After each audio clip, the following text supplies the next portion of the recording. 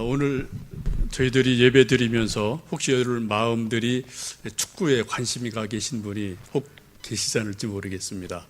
지금 전 세계 수십억의 사람들이 이목이 브라질로 향하고 있습니다. 저도 뭐 축구 경기는 못 봤는데 소식 결과는 늘 관심을 갖고 듣고 있거든요.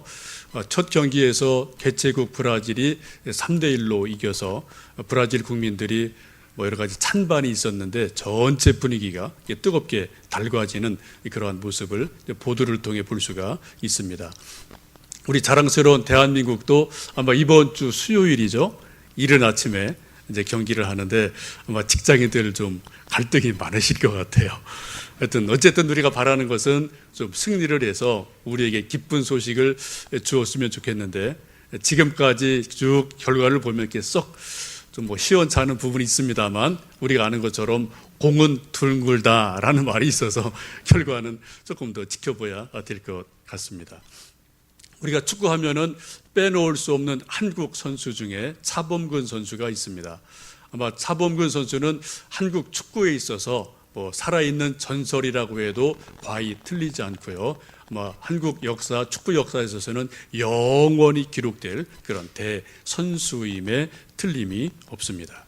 차범이라든지 발색 폭격기라든지 등등 수많은 이러한 이름들, 병명들을 만들어내면서 우리 한국을 알렸고 또 축구에 대한 관심을 한껏 고조시켰던 그런 훌륭한 분임에 틀림이 없습니다.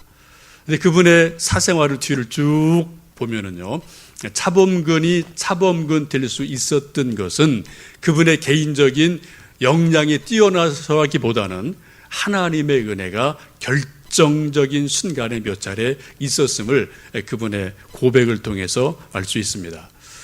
차범근 선수의 신앙생활과 떼어놓을 수 없는 몇 사람이 있는데 가장 가까이 있는 분은 부인이죠. 그분이 늘 눈물로 기도했음을 여러분 아실 겁니다.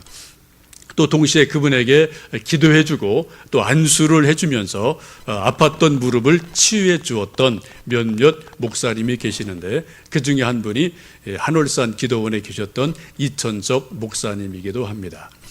여러분 아시는 이천석 목사님은 소위 한월산 기도원에서 여러 가지 성령 집회를 인도하시면서 1970년대, 80년대 오살리 순복음 기도원과 더불어서 한국교회 양대 산맥이라 할 만한 그런 성령 운동을 주도했던 대단히 중요하고 또 의미 있는 분임에 틀림이 없습니다.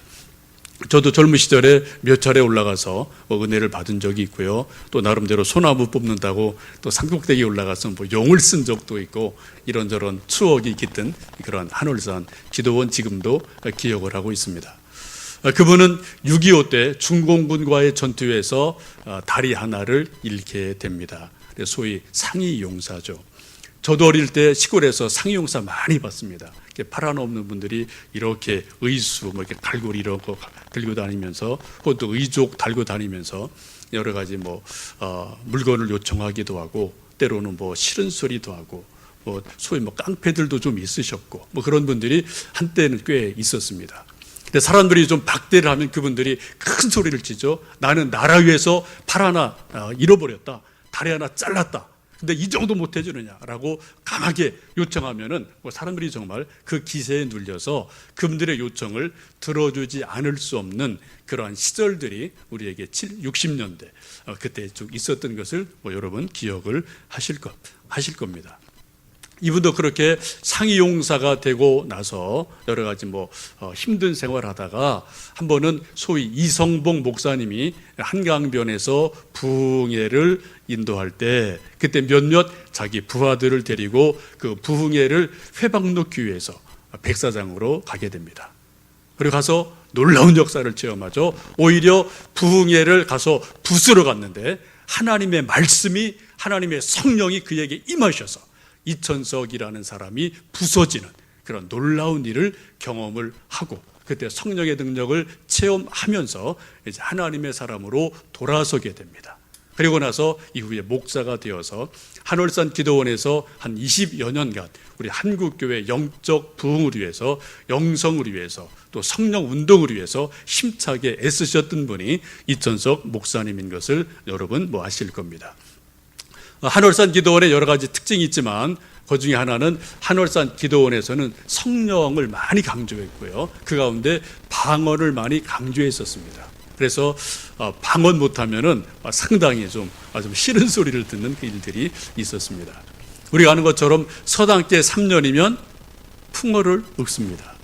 한월산 강아지 3년이면은 방언을 합니다. 정말이에요. 요만한 애들도 막 따따따따 거리면서 방언하고 다니던 거 저도 지금 기억하거든요. 그래서 성령의 역사하심의 가장 일차적인 그러한 현상이 한월산 기도원에서는 방언으로 역사했던 것을 저도 지금도 기억합니다. 좀 모르시는 분들이 계실 것 같아서 잠깐 이천성 목사님 이런 분인 것을 한번 좀 소개해 드리겠습니다. 성령이 주장해서 성령이 나의 기계가 돼서 성령의 인도 따라 살아가고 믿어가고 해가는 자가 복 받는다. 아멘. 믿습니다. 아멘. 그러면 그 믿음을 갖고 무슨 믿음이라고요? 큰 믿음이라고 합니다. 큰 믿음은 우리들의 소원이 이루어집니다. 아멘. 너의 믿음이 크도다. 아멘. 너 소원대로 될지어다. 아멘. 여러분들도 소원이 있어 오셨지? 아멘. 목적이 있어 오셨지? 뭐 갖고 소원 이루어지고 가시랍니까? 믿음. 믿음. 그 믿음이 큰 믿음이라고? 큰 믿음이라고? 이 조석에 커서 큰 믿음일까? 아니야. 등치가 크다고 큰 믿음이 아니야. 크다고 해서 큰 믿음이 아니야. 자, 그러면 큰 믿음은 어떠한 믿음이 큰 믿음이 되느냐면 첫째가 무슨 일을 맡든지 무슨 말을 듣든지 무슨 소리를 듣든지 낙심치 않는 믿음. 예, 혹시 뭐 기억하실지 모르겠습니다. 하여튼 하얀 옷 입으시고 이게 좀 다리 하나가 좀 불편하시잖아요. 이게 의족입니다. 그래서 저 아주 무거운 친구 상당히 크신 분인데 그 한여름에 그냥 땀이 뭐 비 오듯이 하면서 그때 뭐 에어컨도 없었거든요. 그러면서 뭐 한쪽 다리 절뚝거리시면서 새벽, 오전, 오후, 밤까지 계속 설교하시고 또 안수하시고 하여튼 기도하시던 모습을 지금도 기억하는데 너무 힘들어서 여름에는 이제 의족한 그 부분이 막 땀이 나고 피가 나고 뭐 이럴 정도로 하여튼 하나님을 사랑했던 귀한 분임을 지금도 기억하고 있습니다.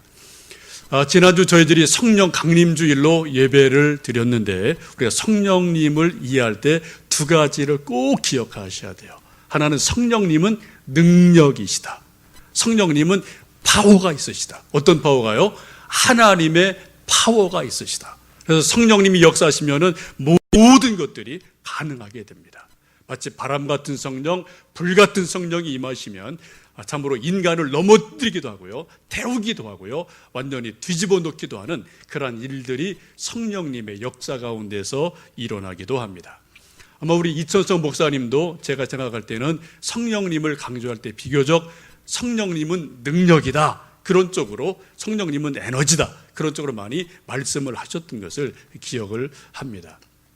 한월산 밑에 가면은 소위 청평 발전소라는 조그만 발전소가 있습니다. 그분이 늘 말씀하실 때 이제 발전소에서 이런 어떤 전기가 일어나서 이런 전기들을 공급하고 힘이 나오는 것처럼 우리 사람들에게도 성령의 능력이 임하면 하나님의 능력이 발전소처럼 이렇게 활활 타오를 수 있다, 이런 말씀을 하시고요. 또 건전지를 한참 쓰면은 이게 좀 약이 약해져서 깜빡깜빡 하는데 그걸 다시 충전을 해야지 더 힘이 세진다, 그런 말씀하시면서 성령으로 충전을 받아라, 그런 말씀을 많이 하셨던 것을 지금도 기억합니다. 여러분, 성령님이 역사하시면 우리 안에서 하나님의 능력이 나타나게 돼요. 어떤 능력들이요? 방언하는 능력이 나오게 됩니다. 또 병고침 받는 역사가 일어나기도 합니다. 귀신이 쫓겨나기도 합니다. 우리 인간의 힘으로 도저히 해결할 수 없는 일들이 하나님의 능력으로 해결되는 일들이 분명하게 있어요. 그래서 성령님 우리가 그래서 소위 Almighty God이라고 말할 정도로 전능하신 하나님의 능력이 성령님을 통해서 우리에게 임하기도 하시고 우리 안에서, 우리 바깥에서 이렇게 저렇게 역사할 수 있음을 우리가 보게 됩니다. 우리가 성령님의 능력을 강조할 때 불같은 성령, 바람 같은 성령, 그렇게 우리가 이야기하곤 합니다. 아까 말씀드린 것처럼 우리 차범근 선수와 우리 또 한월산 기도원과도 깊은 어떤 관계가 있는데요. 우리 차범근 선수가 한참 막 인기를 얻고 막 운동할 때 언제부터인지 무릎이 이상이 생겨서 뭔가 좀 경기가 시원찮고 힘들어했던 모습들 혹 여러분 기억하실지 모르겠습니다. 그때 병원을 가도 이게 방법이 없고요. 수술하고 그 당시는 뭐 이게 치유할 수 있는 길이 없기 때문에 고민하다가 결국은 부인의 안내로 하나님을 찾게 되고 기도하게 되고 또 목사님들의 안수를 받게 되면서 한월산까지 올라간 일이 있고요. 거기서 하나님의 능력을 덧입는 귀한 간증을 우리가 들어볼 수가 있습니다. 한번 좀 우리 차범근 선수를 모셔서 잠깐 간증을 들어보도록 하겠습니다. 야, 우리 어디 좀 가자. 네. 그랬더니 이제 급한 마음이 생기는 거예요. 그때만 해도 이제 그 기도원을 다니고 그래서 저는 이제 그런 걸 몰랐으니까. 네. 그래서 우리 이영무 선수랑 같이 이불보따리를 하나씩 메고 네. 한월산이라는 그런 기도원을 네. 갔습니다. 설사님께서 먼저 가자고 하셨군요. 내가 말씀하셨어요. 네. 굉장히 뜨거워졌었어요. 네. 하여튼. 하루 반이 지났는데 목사님이 차 선수 이제 하루 반이 지나면 가는데 거기 언제까지 거기 서가지고 있다고. 이따 저녁에는 이 앞집 와서 앉으라고. 그래서 네. 한 세 번째, 네 번째 줄에 가서 앉아 있었어요. 아니, 가서 앉아 있는데 사람들이 다 나만 쳐다보는 것 같아요. 근데 이렇게 보면은 아무도 나를 쳐다보는 사람이 없어요. 없는데, 네. 네. 그래서 제가 혼자 생각하기에 그런 생각이 드는 거예요. 야, 이 사람들이 뭐가 이렇게 좋아서 막 이렇게 손뼉을 치고 이럴까. 네. 혼자 네. 생각을 해봐요. 그럴 조건이 없을 것 같은데.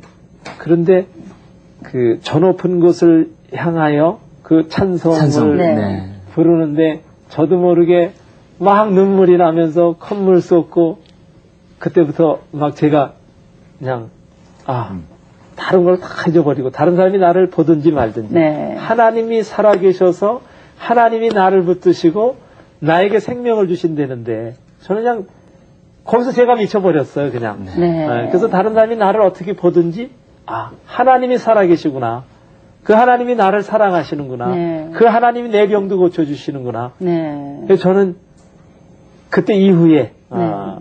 거기서부터 내가 이제부터는 하나님을 위해서 축구를 해야 된다는 내 인생이 내게 아니라는 거를 네. 성경을 읽는 가운데 은혜 받고 돌아와서 로마서 14장 7절 8절에 있는 그 말씀을 보면서 이제 세계를 향한 그런 기도를 하기 시작했죠. 네.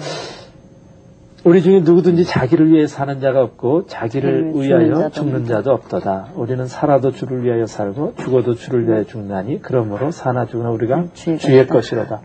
내가 내게 아니로구나. 하나님 거로구나. 지금까지는 내가 나를 위해서 축구를 했는데 이게 하나님의 영광을 위해서 해야 되는구나. 네. 그때 당시만 해도요.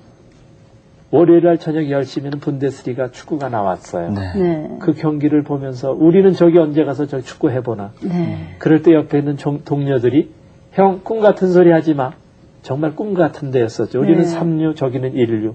그런데 하나님이 다시 운동할 수 있게 해주시더니 표적으로 주여. 믿음은 바라는 것들의 실상이 보지 못하는 것들의 증거니 증거. 1년 동안 기도하는 가운데 그 독일행을 열어주셨고 병 낫다는 거는 다시 제가 유럽에 가서 그 더 큰 선수로 뛸 수 있었던 걸로 대변할 수밖에 없을 것 같아요.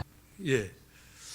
차범근 선수의 간증이 유튜브에도 올라가 있는데요. 저희 교회 블로그에도 좀 올려놨습니다. 관심 있는 분들 한번 블로그 들어가셔서 한번 차범근 선수의 간증 전체를 한번 들어보시면 하나님이 저분에게 어떻게 역사하셨는지, 차범근이 어떻게 차범근 될 수 있었는지, 그 결정적인 그 비하인드 스토리, 뒤의 스토리들을 아마 간증을 통해서 보실 수가 있을 것 같습니다. 여러분 월드컵도 즐기시면서 동시에 우리 가장 사랑하고 좋아하는 차범근 선수를 가능하게 했던 하나님도 한번 여러분 생각해 보시는 그러한 시간들도 되셨으면 좋겠습니다. 어쨌든 우리 차범근 선수가 한월산에 올라가서 기도하고 찬송하고 하나님 사모하다 하나님의 능력을 경험하면서 그가 병 나음을 받게 되고요. 그리고 세계적인 선수로 뛰고 또 지금 우리 곁에 있어서 지금도 우리가 매스컴을 통해서 이리저리 볼 수 있는 그런 살아있는 간증임을 우리가 부인할 수가 없습니다. 이처럼 하나님은 하나님의 능력으로 우리에게 종종 다가오시고 우리를 만나 주실 때가 있습니다. 동시에 또 우리가 하나 잊지 말 것은 하나님의 성령은 능력이신 동시에 인격이시다라는 것을 꼭 기억하셔야 될 줄로 압니다. 우리가 자칫해서 하나님의 성령을 능력으로만 계속 이해하면은 하나님의 성령님을 그냥 에너지로만 볼 수가 있거든요. 하나의 파워로만 볼 수 있거든요. 그래서 마치 충전기를 충전하듯이 늘 성령 충만을 받는 것이 에너지 충만 받는 거다라고 오해할 수가 있는데 그런 부분이 분명히 있습니다만 그러나 더 큰 의미에서는 성령님은 인격적인 분이다라는 것을 우리가 분명하게 아셔야 될 줄로 압니다. 여러분, 삼위일체 하나님은 인격적인 분이십니다. 우리가 하나님의 형상대로 지음받은 존재들인데 우리 인간을 걸어 우리는 인격적인 존재다라고 말하지 않습니까? 우리 인격적인 존재, 인격의 요소가 대개 무엇이죠? 지정의예요. 그죠? 지성이 있어요. 감정이 있습니다. 의지가 있습니다. 하나님 역시 그러하시고 성령님 역시 그러하십니다. 그래서 우리가 하나님을 대할 때도 인격적으로 대하는 것이 중요하고 성령님을 대할 때도 우리가 인격적으로 그분을 대하는 것이 아주 중요한 것을 보게 됩니다. 오늘 말씀 보시면 예수님께서 십자가에 달려 돌아가시기 직전에 그 마지막 밤에 최후의 만찬을 하시고 제자들에게 들려주시는 아주 귀한 말씀입니다. 우리 한번 26절의 말씀을 다시 한번 읽어 보시겠습니다. 보혜사 곧 아버지께서 내 이름으로 보내실 성령, 그가 너희에게 모든 것을 가르치고 내가 너희에게 말한 모든 것을 생각나게 하리라. 예수님이 떠나시면은 보혜사 성령을 보내어 주신다고 약속하십니다. 보혜사 성령을 원어로는 헤라클레토스라고 말하는데요. 그 의미는 변호인, 중재인, 도와주는 분, 이런 의미를 가지고 있습니다. 예수님은 몸을 가지시고 인성을 가지시고 성육신 하신 상태에서 우리 인간들을 도와주셨습니다. 그런데 성령님은 어떻게 해요? 영으로 오셔서 우리를 도와주시는 분이 성령이십니다. 그 본질은 똑같다는 거예요. 삼위일체의 하나님이십니다. 근데 그 성령님이 오시면 우리에게 가장 먼저 하시는 일이 뭐라고요? 예수님 말씀하신 모든 것들이 생각나게 한다. 예수님 말씀하신 것들이 무엇인지 가르쳐 주신다. 이해하게 하신다라고 말씀하고 있습니다. 성령님 오시면 하신 일이 뭐라고요? 가장 먼저 우리 인간들에게 기억나게 하고 그 뜻을 알게 하시는 지성적인 일을 해주신다는 거예요. 지적인 눈을 열어주시는 것이 성령님이 하시는 일임을 오늘 분명히 성경은 말씀하고 있습니다. 아마 옛날 60년대, 70년대만 해도 이제 많은 부흥사들이 좀 단순하게 복음을 전하다 보니까 그냥 이런저런 질문하면 그런 말씀 참 많이 하셨어요. 묻지 마! 그러고 그냥 절구통 믿는 걸 그냥 꾹꾹 믿어. 그냥 믿어. 이런 것들이 60년대, 70년대는 나름대로 말이 통했던 것 같습니다. 그때는 그런 게 통했어요. 근데 요즘은 그런 말 안 통합니다. 여러분에게 제가 그냥 여러분 묻지 마시고 그냥 무조건 믿으세요. 그럼 여러분 믿으시겠어요? 저 이상한 사람으로 아주 무지한 목사로 볼 겁니다. 요즘 젊은 20대, 10대, 30대에게 그냥 성경 보지 말고 그냥 무조건 내 말 믿고 믿어. 이런 말 여러분 통할까요? 전혀 통하지 않습니다. 여러분, 기독교는 무식한 종교가 절대 아닙니다. 성령님은 그냥 무지하게 무조건 믿으라고 강요하시는 분이 절대 아닙니다. 이 세상에 소위 학문들이 아주 많아요. 수학, 철학, 물리학, 역사학 등 수많은 학문들이 있는데 문사철이 있는데요. 그 수많은 학문 가운데서 가장 높은 학문이 뭔지 아십니까? 신학이에요. 신학. 신학이 뭐예요? 신에 대한 학문이거든요. 하나님을 알아가는 학문이거든요. 여러분, 철학은 우리에게 계속해서 질문을 던집니다. 근데 그 답을 우리가 어디서 찾습니까? 신학에서 찾습니다. 하나님에게서 찾습니다. 여러분, 기독교가 무식한 종교가 아닙니다. 우리 기독교인들이 결코 무식한 사람이 되서는 안 돼요. 유식하셔야 돼요. 알 때 어떻게 해요? 바르게 하셔야 되고요. 정통으로 하셔야 돼요. 사입이라는 게 아니라 정통을 하셔야 돼요.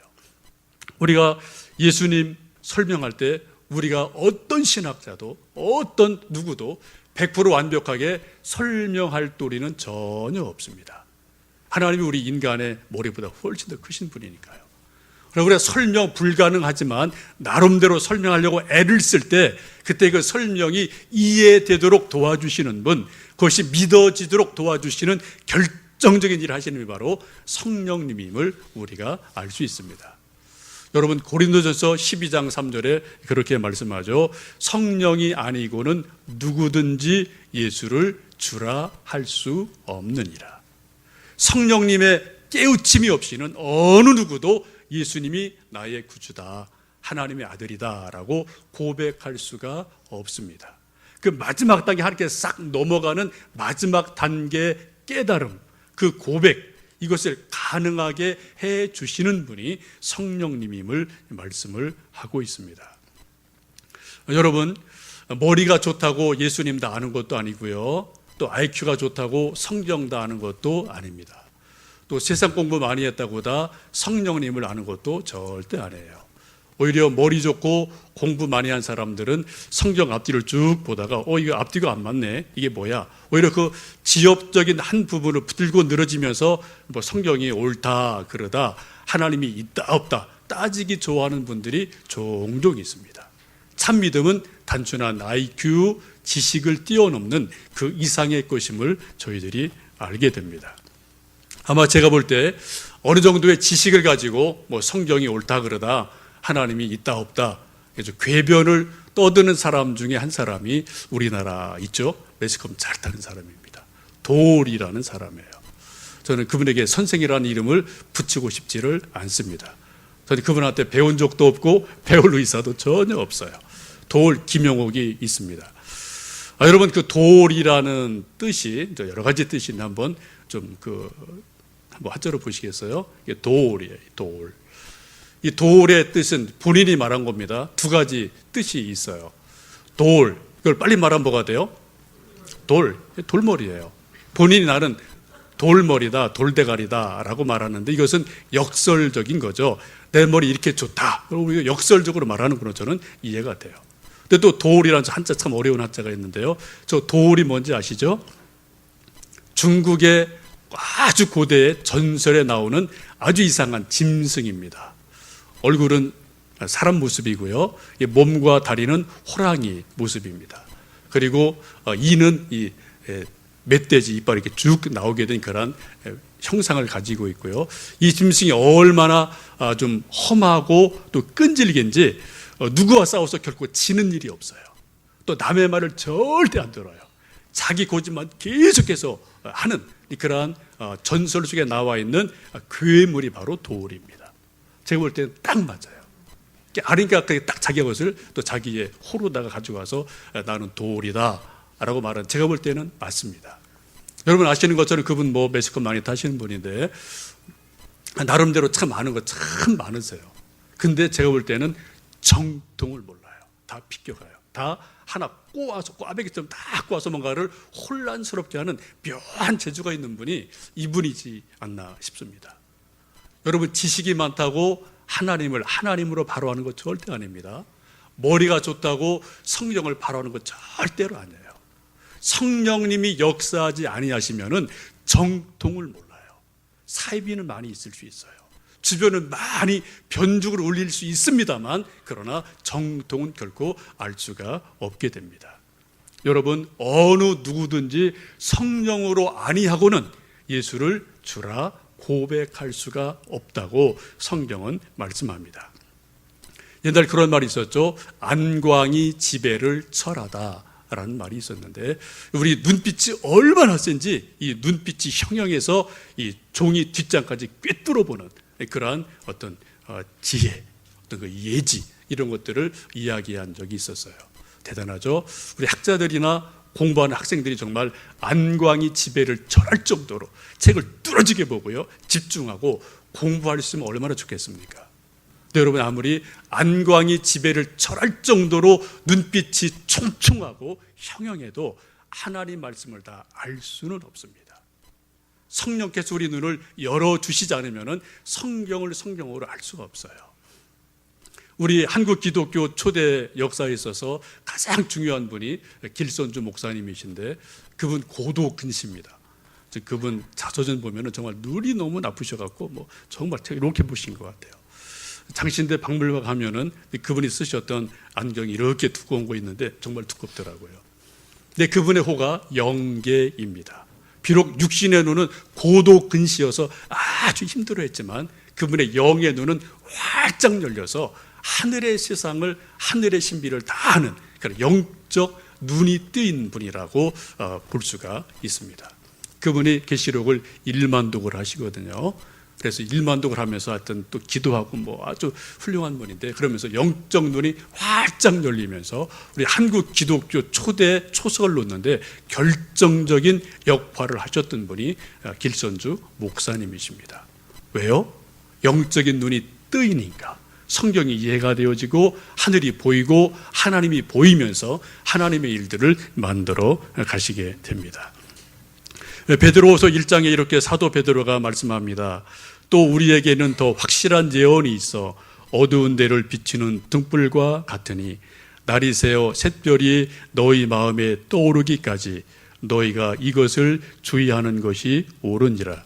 먼저 할 것은 성경의 모든 예언은 사사로이 풀 것이 아니니 예언은 언제든지 사람의 뜻으로 낸 것이 아니요 오직 성령의 감동하심을 받은 사람들이 하나님께 받아 말한 것임이니라. 하나님의 모든 말씀은 성령의 감동으로 기록된 것이기 때문에 사사로운 지식으로 풀면은 안 된다. 잘못 삐딱선을 탈 수 있다. 그리고 어떻게 해요? 성령의 감동을 받아 기록된 것이기 때문에 또 동시에 성령의 감동으로 성령의 조명을 받을 때 비로소 성경을 바르게 알 수 있다라고 말씀을 합니다. 여러분, 고린도전서 12장에 보시면 성령의 은사 9가지가 소개되고 있습니다. 그 성령의 은사 9가지 중에 가장 먼저 나오는 은사가 뭐죠? 성령이 우리에게 임하시면 은사를 주시는데 뭐가요? 지혜의 말씀과 지식의 말씀을 주셔요. 그러니까 아주 중요합니다. 성령이 우리에게 임하시면 가장 먼저 주시는 것 방언일 수 있습니다. 그런데 더 이전에 뭐가요? 지혜의 말씀과 지식의 말씀을 우리에게 주십니다. 성경을 알게 하셔요. 성경이 이해되게 하셔요. 영적인 것이 믿어지게 하십니다. 이것이 바로 성령의 역사하심입니다. 성령은 하나님의 능력입니다. 바람 같은 성령, 불 같은 성령이셔요.